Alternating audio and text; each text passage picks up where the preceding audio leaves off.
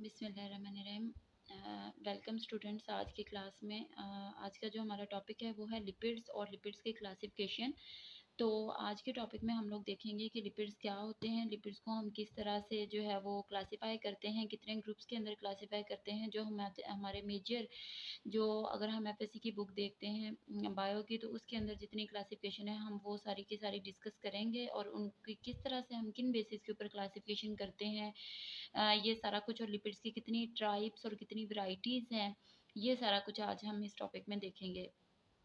तो चलें, सबसे पहले हम लोग स्टार्ट करते हैं कि लिपिड्स क्या है। इंट्रोडक्शन से स्टार्ट करते हैं। जैसे कि आप लोगों को पता है कि हमारे पास कार्बोहाइड्रेट्स जो हम लोगों ने देखे थे, जैसे कि फॉर एग्जांपल हमने मोनोसेकेराइड देखे, ओलिगोसेकेराइड देखे थे और पॉलीसेकेराइड्स। तो उनकी डिफरेंट जो है वो हमने क्लासिफिकेशन की हुई थी कार्बोहाइड्रेट्स की उन ग्रुप्स के अंदर। वो उनकी करैक्टरिस्टिक्स बता रही होती है। इसी तरह लिपिड की कुछ ऐसी करैक्टरिस्टिक्स हैं जो सिर्फ लिपिड के साथ जो हैं वो एसोसिएटेड हैं और वो किसी भी और ऑर्गेनिक कंपाउंड के पास नहीं हैं। तो ऐसी करैक्टरिस्टिक्स कौन सी हैं जो सिर्फ लिपिड्स के पास हैं और वो हम किसी और ग्रुप के अंदर, ऑर्गेनिक कंपाउंड्स के अंदर नहीं देखते। सबसे पहले अगर हम लिपिड को डिफाइन करें तो हम कहते हैं कि जो हमारे पास लिपिड्स हैं they are heterogeneous group of fatty acids. अब हेट्रोजीनियस का मतलब क्या होता है? हेट्रोजीनियस का मतलब ये होता है कि लिपिड्स के अंदर बहुत ज़्यादा वैरायटी है। और हेट्रोजीनियस ग्रुप ये किसका है? फैटी एसिड्स का। तो इसके अंदर जो फैटी एसिड्स यूज़ हो रहे होते हैं, मतलब जितने भी टोटल लिपिड्स के अंदर फैटी एसिड्स की अमाउंट है या फिर जितनी भी इनकी इसकी वैरायटी है, वो बहुत ज़्यादा डाइवर्स है। ठीक है। बहुत ज़्यादा वैरायटी के साथ कंपाउंड्स मौजूद होते हैं, तो इस वजह से हमने लिपिड्स को कह दिया ओवरऑल कि क्योंकि इसके अंदर फैटी एसिड्स की बहुत ज़्यादा वैरायटी मौजूद है, तो ये एक हेट्रोजीनियस का जो है वो कंपाउंड है। अगर कोई हमसे पूछता है कि फॉर एग्जांपल आप लिपिड्स को डिफ़ाइन करें, तो डेफिनेशन के अंदर हम एक लाइन के अंदर किस तरह से लिपिड्स को डिफ़ाइन कर सकते हैं? लिपिड्स को डिफ़ाइन करने का बेस्ट वे ये है कि हम सिंपली ये कहते हैं कि they are soluble in organic solvent। ठीक है, they are soluble in organic solvent. कोई भी ऑर्गेनिक सॉल्वेंट हो सकता है। जैसे कि फॉर एग्जांपल हम कहते हैं कि जो हमारे पास organic solvent most commonly use हो रहे होते हैं, दे आर अल्कोहल। अल्कोहल हमारे पास बहुत अच्छा ऑर्गेनिक सॉल्वेंट है। उसके बाद हमारे पास ईथर बहुत अच्छा जो है वो ऑर्गेनिक सॉल्वेंट है। क्लोरोफॉर्म, ठीक है, क्लोरोफॉर्म भी हमारे पास ऑर्गेनिक सॉल्वेंट है। और बेंजीन, ये 3 से 4 जो है हमारे पास ऐसे जो हैं वो मॉलिक्यूल्स हैं, ये ऐसे हमारे पास कंपाउंड्स हैं, जैसे अल्कोहल हो गया, ईथर हो गया, क्लोरोफॉर्म हो गया और बेंजीन, जिनको हम ऑर्गेनिक सॉल्वेंट्स कहते हैं। और अगर हम लिपिड्स को इनके अंदर डिसॉल्व करने की कोशिश करेंगे, तो लिपिड जो है वो इसके अंदर डिसॉल्व हो जाएगा। बट अब हम अपनी डेफिनेशन को कंप्लीट करेंगे। बट लेकिन ये इनसॉल्युबल है in water, but insoluble in water. ये पानी के अंदर हल नहीं होता है। पानी के अंदर ये क्या है? इनसॉल्युबल है। जबकि जितने भी ऑर्गेनिक सॉल्वेंट्स हैं उनके अंदर ये सॉल्युबल है। तो ऐसे हमारे पास तमाम ऑर्गेनिक कंपाउंड्स जिनकी सॉल्युबिलिटी ऑर्गेनिक सॉल्वेंट्स में इंक्रीज हो जाती है, और जो हमारे पास कॉमन नेचुरल सोर्स है सॉल्वेंट, जिसको हम यूनिवर्सल सॉल्वेंट भी कहते हैं, पानी जिसके अंदर वो डिसॉल्व नहीं होते, तो इन कंपाउंड्स को हम कहते हैं they are lipids in nature. या फिर हम ये भी कहते हैं कि हो सकता है कि उन कंपाउंड्स के अंदर फैटी एसिड्स के ग्रुप मौजूद हों, जिस वजह से वो जो है वो सॉल्युबल नहीं होते। अच्छा, उसके बाद अगर हम लोग बताएं कि हमारे पास कितनी वैरायटी है लिपिड्स की, तो सिंपली हम लोग कहते हैं कि हमारे पास वास्ट वैरायटी है। लिपिड्स के अंदर बहुत ज़्यादा ग्रुप हो जाते हैं। जैसे कि लिपिड्स के अंदर हम कहते हैं कि हमारे पास फैट्स जितने भी हैं वो सारे लिपिड का पोर्शन है। ऑयल हमारे पास जितनी भी है वो सारा लिपिड का पोर्शन है। वैक्सीज जो हैं वो भी लिपिड्स के अंदर ही इंक्लूड होती हैं। और जो कोलेस्ट्रॉल है जिसके साथ आप लोग ओवरऑल हेल्थ इश्यूज़ की वजह से भी रेलिवेंट होते हैं, और आपको नॉलेज है कि कोलेस्ट्रॉल कैसा कंपाउंड होता है। तो ये सारी जो है ये सारी की सारी ये जो टर्मिनोलॉजीज हैं, फैट्स, ऑयल, वैक्सीज और कोलेस्ट्रॉल, ये सारे लिपिड्स का ही पोर्शन होते हैं और इसी की क्लासिफिकेशन के अंदर और इसी की ग्रुपिंग के अंदर इंक्लूड होते हैं। तो उसके बाद अगर हम देखें कि लिपिड्स के हमारी बॉडी के अंदर फंक्शंस क्या हैं, ऐसे कौन से इम्पोर्टेंट जो है वो प्रोसेसेस हैं, या ऐसे कौन से इम्पोर्टेंट रोल है जो सिर्फ लिपिड के साथ एसोसिएटेड है, और हमारी हमारे लिए लिपिड की इम्पोर्टेंस क्या है ओवरऑल अगर हम समझने की कोशिश करें तो हम कहते हैं कि हमारे पास जो जैसे कि फॉर एग्जांपल हम फंक्शन की बात अगर करें तो अच्छा, अब फंक्शन की बात अगर हम करते हैं तो सॉरी कि हमारी जो आज की वीडियो है वो थोड़ी-सी ब्लर हो रही है, और आई डोंट नो कि उसकी क्या रीज़न है। अच्छा चलें खैर, अब हम स्टार्ट करते हैं नेक्स्ट। अच्छा, फंक्शन की बात कर रहे थे हम लोग। फंक्शन को अगर हम देखते हैं तो लिपिड्स का क्या फंक्शन है? सबसे पहले आपको पता है कि ये वाटर में डिज़ॉल्व नहीं होता। इट मीन्स कि ये हमारे अंदर क्या करता है, प्रोटेक्टिव बैरियर के तौर पर एक्ट कर रहा होता है। अब प्रोटेक्टिव बैरियर का मतलब ये है कि ये हम वाटर में इनसॉल्युबल है, तो इसलिए ये हमें बाहर के इन्वायरमेंट से या फिर जहाँ पे भी ये मौजूद होगा, जिस भी मेम्ब्रेन में जो ये मौजूद होगा, वहाँ पे ये जो है as a protective role play कर रहा होता है, प्रोटेक्टिव बैरियर के तौर पर एक्ट कर रहा होता है। ठीक है। अच्छा, हम ये भी कहते हैं कि क्योंकि ये हाइड्रोफोबिक होता है, और हाइड्रोफोबिक का मतलब क्या होता है, वाटर रिपेलेंट, तो ये हाइड्रोफोबिक है जिस वजह से ये वाटर में डिसॉल्व नहीं होता, और ये प्रोटेक्शन का काम करता है, नंबर वन। नंबर टू पे हम कहते हैं कि ये हाई सोर्स ऑफ एनर्जी है। हमें बहुत ज़्यादा अमाउंट के अंदर, यानी कि अबंडेंस के अंदर जो है एनर्जी लिपिड्स के थ्रू मिलती है।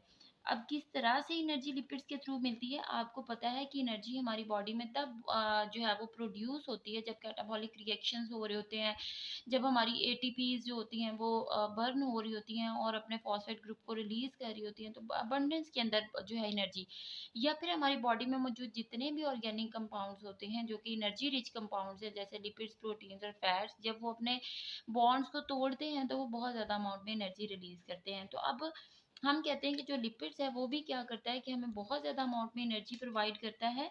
और इतनी एनर्जी लिपिड के पास क्यों होती है? क्योंकि लिपिड के अंदर जो नंबर ऑफ कार्बन और हाइड्रोजन बॉन्ड्स हैं वो ज़्यादा होते हैं, और जो नंबर ऑफ कार्बन और ऑक्सीजन बॉन्ड हैं वो लेस होते हैं, जिसकी वजह से हमारे पास more amount of energy produce होती है लिपिड से as compare to simple carbohydrates. तो हम ग्लूकोज से उतनी एनर्जी नहीं लेते जितनी एनर्जी हमारी लिपिड्स के अंदर स्टोर होती है, और उसकी रीज़न क्या, high proportion of carbon and hydrogen bonds. अच्छा, थर्ड नंबर पे हम कहते हैं कि ये प्लांट्स के अंदर भी मौजूद होता है।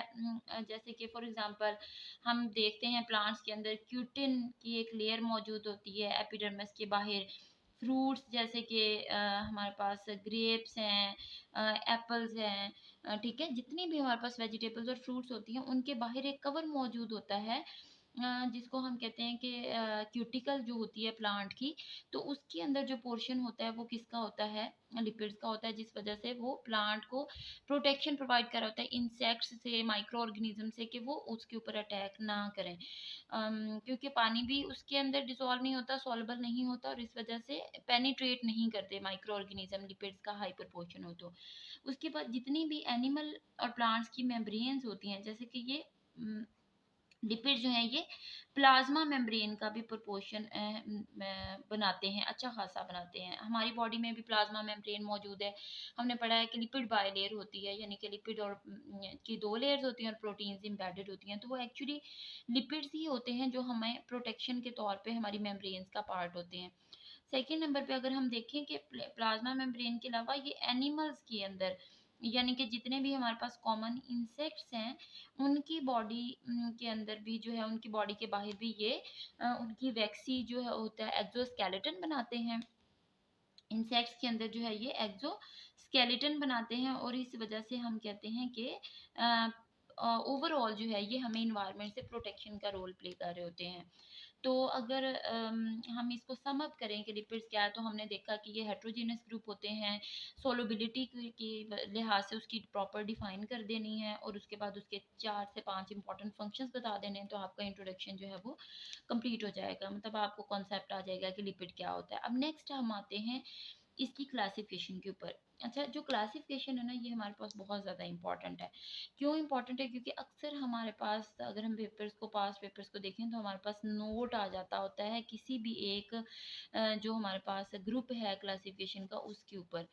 अब क्लासिफिकेशन में का मतलब है कि हमने लिपिड्स को कितने ग्रुप्स के अंदर जो है वो डिवाइड किया है। लिपिड्स की वास्ट क्लासिफिकेशन है। हम जो मोस्ट कॉमन क्लासिफिकेशन यूज करते हैं वो है असाइल ग्लिसरॉल। ठीक है, असाइल ग्लिसरॉल। उसके बाद हमारे पास आ जाएगा वैक्सिस। देन हमारे पास आ जाएंगे फॉस्फोलिपिड्स। और फिर हमारे पास आ जाएंगे हमारे पास आ जाएंगे टर्पिनॉइड्स। ठीक है, मोस्ट कॉमन जो हमारे पास क्लासिफिकेशन होती है वो यही 3 से 4 ग्रुप मेजर हैं। अब इनमें से वन ग्रुप हम सबसे पहले डिस्कस करेंगे और वो हमारा ग्रुप है एसाइल ग्लिसरॉल का।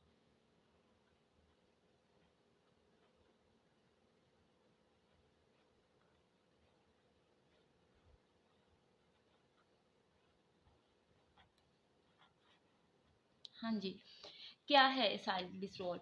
अच्छा, एसाइल ग्लिसरॉल ऐसे कंपाउंड्स हैं हमारे पास जो कि ग्लिसरॉल, अब देखिए आपके पास यहाँ पे वर्ड भी इंडिकेट कर रहा है कि ये एक ऐसा कंपाउंड है जिसके अंदर एक जो होगा कंपाउंड वो ग्लिसरॉल का मौजूद होगा। हम क्या कहते हैं कि हमारे पास एसाइल ग्लिसरॉल ऐसा कंपाउंड है जो कि बनता है with the combination of fatty acid और ग्लिसरॉल मीन्स कोई भी अल्कोहल, तो हम कहते हैं कि प्लस अल्कोहल। तो जो भी अल्कोहल हो आपके पास, अल्कोहल की भी डिफरेंट वराइटीज हैं, फैटी एसिड्स की भी डिफरेंट वराइटीज हैं। जब ये दोनों आपस में कंबाइन होते हैं तो ऐसे कंपाउंड को जिसके अंदर ये दोनों मौजूद होते हैं उसको हम कहते हैं असाइल ग्लिसरॉल। और जो हमारे पास मोस्ट कॉमन असाइल ग्लिसरॉल होता है वो है ट्राई असाइल ग्लिसरॉल। अब ट्राई असाइल ग्लिसरॉल का मतलब ये है कि ऐसा मॉलिक्यूल जिसके अंदर 3 जो है वो मॉलिक्यूल मौजूद होंगे फैटी एसिड के, और जो है वो उसी के मुकाबले में हमारे पास 3 जो है वो ग्लिसरॉल के होंगे। तो ऐसे कंपाउंड को हम कहते हैं ट्राई एसाइल ग्लिसरॉल, यानी जो 3 लिंकेजेस के थ्रू बनेगा। अब फॉर एग्जांपल हम यहाँ पे देखते हैं फैटी एसिड। फैटी एसिड का फॉर्मूला आप लोगों को पता है, CH3COOH। जो भी फैटी एसिड होगा उसके एंड के ऊपर आपको एक जो है कार्बोक्सिलिक ग्रुप ज़रूर मिलता है। साथ में अल्कोहल ऐड कर लें कोई भी, तो हम जो अल्कोहल कॉमनली पढ़ते हैं C2H5OH। जब ये दोनों आपस में कंबाइन होंगे तो बॉन्ड डिवेल्प होगा। उस बॉन्ड ने बनना कैसे है? सबसे पहले हम कहेंगे हमारे पास यहाँ से आ जाएगा इतना पोर्शन, यानी कि ऑक्सीजन तक का पोर्शन, तो हम कहते हैं C2H5O। और फिर यहाँ से हमारे पास हो जाएगा हाइड्रोक्साइल ग्रुप रिमूव, तो बाकी क्या बचेगा? COCH3। ठीक है, ये अब जो मॉलिक्यूल हमारे पास बना है ये वाला, ये हमारे पास फॉर्मूला है असाइल ग्लिसरॉल का। इसके साथ हमारे पास OH, ठीक है, और साथ में हमारे पास सॉरी, हमारे पास यहाँ से आ जाएगा OH, और यहाँ से हमारे पास आ जाएगा H। तो ये दोनों आपस में मिलने के बाद क्या बना देंगे? एक वाटर मॉलिक्यूल जो है वो बन जाएगा। तो ऐसे कंपाउंड्स को जिनके अंदर हमारे पास अल्कोहल और ग्लिसरॉल जो है, ये दोनों अल्कोहल यानी कि कोई भी ग्लिसरॉल और फैटी एसिड यूज हुए हैं, इसको हम कहते हैं ये है हमारे पास एसाइल ग्लिसरॉल। अब जितने भी आपके पास फैटी एसिड्स होते हैं, फैटी एसिड्स के अंदर मोस्टली तौर के ऊपर हम देखते हैं कि कार्बन की चेन होती है। वो कार्बन डिफरेंट हो सकते हैं, मतलब डिफरेंट फैटी एसिड्स के अंदर कार्बन की तादाद डिफरेंट होती है। तो हमारे पास 2 से लेके 30 कार्बन तक की एक चेन बनती है जिसको हम कहते हैं फैटी एसिड्स। अच्छा, फैटी एसिड्स में जितनी लंबी चेन बनती जाएगी, मतलब मोर कार्बन एटम, हम ये कह सकते हैं मोर कार्बन, और मोर जो होती है उसकी सोलबिलिटी किसी भी मॉलिक्यूल की, जो भी फैटी एसिड होगा, एंड मोर मेल्टिंग पॉइंट्स। तो जितना भी हमारे पास कोई भी जो होगा फैटी एसिड्स, उसके अंदर जितनी कार्बन की तादाद ज़्यादा होती जाएगी उतना उसकी सोलबिलिटी और मेल्टिंग पॉइंट इंक्रीज होते जाएंगे। फॉर एग्जांपल हम लोग कहते हैं कि हमारे पास एक जो है वो है ब्यूटायरिक एसिड। ठीक है, एक हमारे पास फैटी एसिड है जिसको हम कहते हैं ब्यूटायरिक एसिड। अच्छा, अब ब्यूटारिक एसिड जो है ये किसके अंदर मौजूद होता है? ब्यूटारिक एसिड मिल्क, योगर्ट और क्रीम के अंदर मोस्टली यूज होता है, प्रोड्यूस होता है और उनके अंदर मौजूद होता है। ब्यूटारिक एसिड के अंदर जो कार्बन की तादाद है वो है C4। फिर हम साथ में देख लेते हैं पाल्मिटिक एसिड। अब जो पाल्मिटिक एसिड है उसके अंदर जो कार्बन की तादाद है वो है 16। अब होगा क्या, डिफरेंस कैसे आएगा? जो ब्यूटारिक एसिड होता है इसकी जो होती है वो सोलबिलिटी लेस होगी, और जो C16 वाला है उसकी सोलबिलिटी मोर होगी। अगर मेल्टिंग पॉइंट को देखें तो इसका मेल्टिंग पॉइंट 63.1 डिग्री होगा, और जो C4 है इसका -8 डिग्री। तो मतलब बहुत ज़्यादा जो है वो फ़र्क आ रहा होता है, ठीक है? बहुत ज़्यादा फ़र्क आ रहा होता है इनके, और ये किस वजह से आ रहा है? चेन की लेंथ और उसकी जो नंबर ऑफ कार्बन एटम्स है उनकी वजह से आ रहा है। अच्छा, फिर हम लोगों ने अब देखना है कि फैटी एसिड्स क्या होते हैं और फैटी एसिड्स कितनी तरह के होते हैं। जैसे कि मैंने आपको पहले बताया कि जो कार्बन की जो चेन होती है वो डिसाइड कर रही होती है 2 टू 30 तक मोस्टली होते हैं। फैटी एसिड्स हमारे पास दो तरह के आ जाते हैं। सबसे पहली हमारे पास जो क्लास है वो है सैचुरेटेड फैटी एसिड्स, और जो सेकंड नंबर पे हमारे पास क्लास है वो है अनसैचुरेटेड फैटी एसिड्स, ठीक है? अब इन दोनों के अंदर डिफरेंस क्यों है? इनको हमने जो है वो अलग किया है on the basis of their presence of double bond. हमारे पास वो तमाम फैटी एसिड्स, ठीक है, हमारे पास वो तमाम फैटी एसिड्स जिनके अंदर अगर हम देखें कि हमारे पास नो डबल बॉन्ड, कोई भी हमारे पास इनके अंदर डबल बॉन्ड मौजूद नहीं है, तो ऐसे तमाम फैटी एसिड को हम क्या कहते हैं? Saturated fatty acid. जिनके अंदर 1 से लेके मैक्सिमम 6 तक डबल बॉन्ड जो है वो मौजूद होते हैं, तो इनको हम कहते हैं they are unsaturated fatty acids. तो डबल बॉन्ड डिसाइड कर रहा होता है कि कोई भी कंपाउंड जब वो मोनो अनसैचुरेटेड है, डाई अनसैचुरेटेड है, ट्राई अनसैचुरेटेड है, ये किस तरह का कंपाउंड है। तो ये जो है वो हमें करेक्टरिस्टिक्स जो है इस तरह से पता चल रही होती हैं कि क्या है। अच्छा, उसके बाद अगर हम इनके सोर्सेज देखें तो जो सैचुरेटेड फैटी एसिड्स होते हैं ये मोस्टली मौजूद होते हैं एनिमल फैट्स जितने भी हैं हमारे पास, जैसे कि क्रीम है, चीज़ है, बटर है। तो एनिमल फैट्स जो हैं ये सोर्सेज हैं सैचुरेटेड का, और ये सॉलिड होते हैं एट रूम टेम्परेचर के ऊपर ये क्या होंगे? सॉलिड होंगे। उसके बाद अनसैचुरेटेड फैटी एसिड्स को अगर हम देखें तो अनसैचुरेटेड जो होते हैं they are plant oils, mostly हम इनको ऑयल कहते हैं, और ये लिक्विड होते हैं एट रूम टेम्परेचर। ये मेन डिफरेंस है, लिक्विड की स्टेट में होंगे और ये सॉलिड की स्टेट में होंगे। इनकी जो स्पेसिफिक ग्रेविटी होती है फैट्स एंड ऑयल्स की जो होती है वो 0.8 ग्रेविटी का जो भी यूनिट होता है वो यहाँ पे हम कहते हैं इनकी स्पेसिफिक ग्रेविटी होती है। अब हम लोगों ने ना ये तो देख लिया कि किस तरह से फैटी एसिड्स को हमने क्लासिफाई किया, लेकिन हम लोगों ने इनको क्लासिफिकेशन के अंदर ये नहीं देखा कि हमने अगर इनको इनके स्ट्रक्चर्स को ड्रॉ करना है तो हम किस तरह से कर सकते हैं। इनका स्ट्रक्चर को ड्रॉ करने के लिए हमने सबसे पहले क्या करना है, जिस भी लिपिड या फैटी एसिड का आपने जो है वो कंपाउंड का फार्मूला ड्रा करना है, सबसे पहले हम उसका नेम या उसके अंदर कार्बन की तादाद को देख लेंगे। फॉर एग्जांपल हमारे पास है कंपाउंड एसिटिक एसिड। अब एसिटिक एसिड के अंदर जो कार्बन की तादाद होती है वो होती है C2, और मैंने आपको बताया है कि हमेशा फैटी एसिड के एक साइड के ऊपर कार्बोक्सिलिक ग्रुप मौजूद होता है और दूसरी साइड के ऊपर कोई भी जो है वो चेन कार्बन की चल सकती है, मतलब कार्बोक्सिलिक ग्रुप ज़रूर मौजूद होगा। तो हम क्या करते हैं COOH, क्योंकि ये सैचुरेटेड है इसलिए इसके अंदर डबल बॉन्ड मौजूद नहीं होंगे, और सेकंड हमारे पास यहाँ पे आ जाएगा CH3। तो ये हमारी कार्बन नंबर 1 आ गई, ये कार्बन नंबर 2 आ गई, presence of no double bond, ये फॉर्मूला आ जाएगा। इसी तरह से अगर हम बात करते हैं ब्यूटायरिक एसिड की, तो एसिटिक एसिड का जो सोर्स होता है मोस्टली हम इसको कहते हैं कि जितने भी आपके पास फ्रूट्स हैं वो उनके अंदर एसिटिक एसिड मौजूद होता है। फिर आ जाता है ब्यूटायरिक एसिड जो हमारे पास कॉमनली डेयरी प्रोडक्ट्स के अंदर मौजूद होता है। ब्यूटायरिक एसिड के अंदर जो कार्बन की तादाद है वो है 4।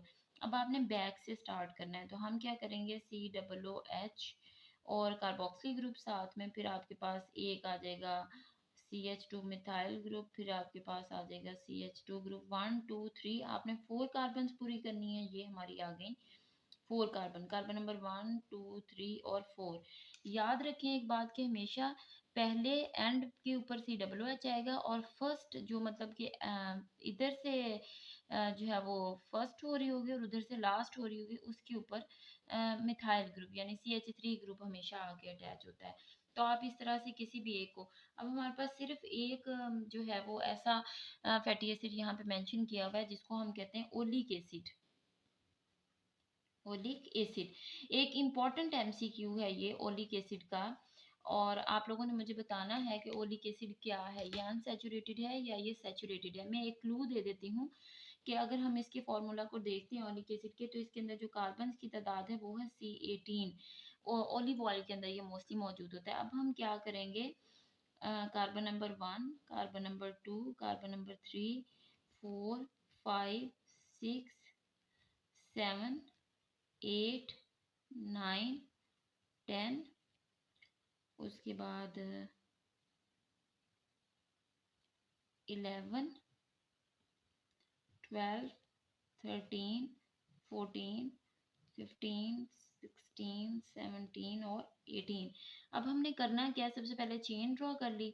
अब हम क्या करेंगे, इधर से मैंने आपको बताया है कि जो हमारे पास कार्बन 18 होगी, अब हम इनको दे देते हैं नंबर 1, 2, 3, 4, 5, 6, 7, 8, 9 और 10, 11, 12, 13, 14, 15, 16 और 17। आपने यहाँ पे सब कुछ कंप्लीट कर देना है जैसे मैंने आपको एक्सप्लेन किया। लेकिन कार्बन नंबर 1 के साथ हमने क्या बना देना है, कार्बोक्सिलिक ग्रुप अटैच कर देना है। और जो हमारे पास 9 और 10 है, इनके दरमियान में एक डबल बॉन्ड मौजूद होगा। 9 और 10 वाली जो कार्बन हाइड्रोजन हमारे पास होगी, तो यहाँ पे CH2 की सीरीज चल रही है, लेकिन यहाँ पे हमारे पास एक हो जाएगी। तो अब आपने मुझे बताना है कि ओलिक एसिड सैचुरेटेड है या फिर अनसैचुरेटेड जो है वो कंपाउंड है। मोस्टली लिपिड्स और फैटी एसिड्स क्रिस्टलाइन स्ट्रक्चर के नहीं होते। सेकेंड नंबर पे हम लोग देखेंगे इसकी क्लासिफिकेशन के अंदर एसाइल ग्लिसरॉल से नेक्स्ट जो हमारे पास है वो है वैक्सीज। अब वैक्सीज क्या होती हैं, वैक्सीज ऐसे कंपाउंड्स होते हैं जो कि इटसेल्फ ऑर्गेनिक कंपाउंड, और ये लिपिड्स के ही क्लासिफिकेशन है वैक्सीज। लेकिन वैक्स के अंदर जो कार्बन होते हैं वो ओड नंबर के अंदर आ रहे होते हैं, यानी कि कार्बन 25 से कार्बन 35 तक की जो है वो चेन आ रही होती है वैक्सीज के अंदर। वैक्सीज का जो मेन इंपॉर्टेंट फंक्शन आपने बताना ना वो है प्रोटेक्टिव रोल। और वो प्रोटेक्शन मैं आपको इंट्रोडक्शन में बता चुकी हूँ कि प्रोटेक्टिव रोल किस तरह से आता है।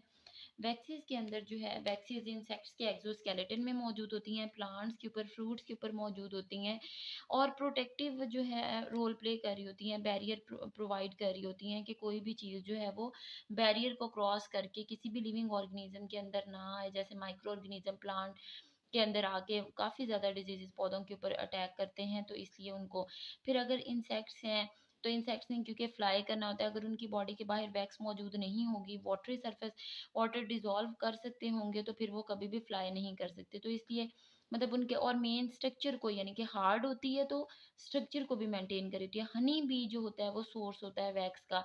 तो मतलब काफ़ी ज़्यादा जो है आप इसमें एक्सप्लेन कर सकते हैं कि हमारे पास डिफरेंट जो होते हैं वो अल्कोहल्स, कीटोन्स के एस्टर्स होते हैं, और ये एनिमल्स और प्लांट्स की बॉडीज़ के अंदर वैक्स मौजूद होती है। मोस्ट इम्पॉर्टेंट अगर हम यहाँ पे देखें तो हमारे पास जो मोस्ट इम्पॉर्टेंट है वो है फॉस्फोलिपिड्स। ठीक है, फॉस्फोलिपिड्स के ऊपर अक्सर पेपर्स के अंदर अगर देखा जाए तो कभी लॉन्ग क्वेश्चन को भी जो है वो एक्सप्लेन करने के लिए दे दिया जाता है। अब इसकी रीज़न क्या है, फॉस्फोलिपिड्स मतलब क्या है। फॉस्फोलिपिड्स को अगर हम देखें तो ये तीन चीज़ों से मिलकर बनते हैं। सबसे पहले इनके अंदर नाइट्रोजनस बेस मौजूद होगी, नाइट्रोजनियस बेस। फिर उसके अंदर बाद इनके अंदर कोई भी ग्लिसरॉल यानी कि इनके अंदर अल्कोहल मौजूद होगा। और लास्ट में क्योंकि नेम बता रहा है फॉस्फो, तो इट मीन्स कि इसके अंदर मौजूद होगा फॉस्फोरिक एसिड। ठीक है, फॉस्फोरस। ये तीनों चीज़ें जब ये कंबाइन होंगी तो ये जो लिपिड्स की क्लास बनाएंगे उसको हम कहेंगे फॉस्फोलिपिड्स। जो नाइट्रोजनियस बेस होती है ये डिफरेंट होती है, यानी ये कोलाइन नाइट्रोजनियस बेस भी हो सकती है, अम, उसके बाद एथेनोलामाइन भी हो सकती है,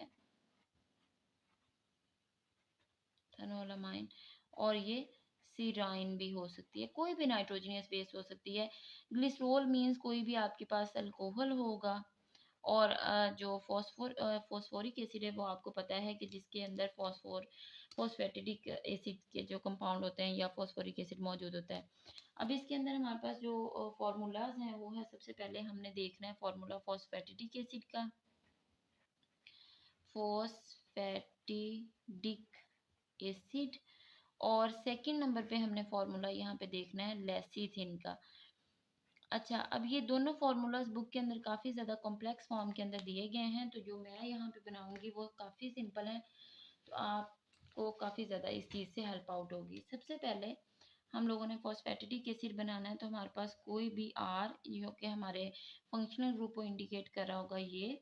देन हमारे पास वही फार्मूला फैटी एसिड का कि हमारे पास आ जाएगा सी डबल बॉन्ड ओ, फिर हमारे पास आ जाएगा ओ, और ऑक्सीजन के साथ हमारे पास आ जाएगी कार्बन और हाइड्रोजन। अच्छा, अब ये जो कार्बन और हाइड्रोजन है इसके साथ हम लोगों ने दो ग्रुप्स लगा देने हैं, CH2 का ग्रुप और CH2 का ग्रुप। जो ऊपर वाला हमारा ग्रुप होगा इसके अंदर हम लोगों ने C double bond O R लगा देना है, और जो नीचे वाला ग्रुप होता है उसमें हम लोगों ने P double bond O negative और ओ नेगेटिव। अब ये देखें हमारे पास फॉस्फोरिक ग्रुप भी हमारे पास मौजूद है, ठीक है, नाइट्रोजनियस बेस भी हमारे पास मौजूद है, और हमारे पास अल्कोहल भी मौजूद है, और साथ में एक फैटी एसिड भी मौजूद है। तो ये जो कंप्लीट फार्मूला है ये होगा फॉस्फेटिडिक एसिड का, बिल्कुल एज इट इज़। इसी फार्मूला को अगर हम नेक्स्ट लेसिथिन के अंदर देखें तो हम यही formula same as it is draw करेंगे, बस हमने नाइट्रोजनियस बेस लगा देनी है यहाँ पे। तो हम कहते हैं फॉर एग्जांपल, तो जो सी एच हमारे पास होगा इसमें CH2O C double bond O R. अब ये वाला जो है इसके अंदर हमने क्या करना है, CH2O P double bond O negative, और यहाँ पे भी ओ नेगेटिव, और साथ में हमने क्या करना है, बेस लगा देनी है। बेस हमारी है CH2 CH2 NCH3, ठीक है। अच्छा, अब ये जो मैंने किया है ना, ये वाली जो बेस है ये हमारी कोलाइन है, तो कोलाइन बेस की वजह से इस कंपाउंड को हम क्या कहेंगे, लेसिथिन कहेंगे, यानी सिंपल है। अच्छा, उसके बाद हम इसके स्ट्रक्चर को देखें फॉस्फोलिपिड्स को, तो मोस्टली हम इसके अंदर हेड टू टेल अरेंजमेंट देख रहे होते हैं, ठीक है। हेड टू टेल का मतलब क्या है, जो हेड होता है वो हाइड्रोफिलिक है, ठीक है, हाइड्रोफिलिक है, और जो टेल है वो क्या है, फोबिक, हाइड्रोफोबिक। हेड जो होता है वो पोलर होता है, और टेल जो होती है वो हमारे पास नॉन पोलर है। लास्ट में हमारे पास जो कंपाउंड है वो है टर्पिनॉइड्स।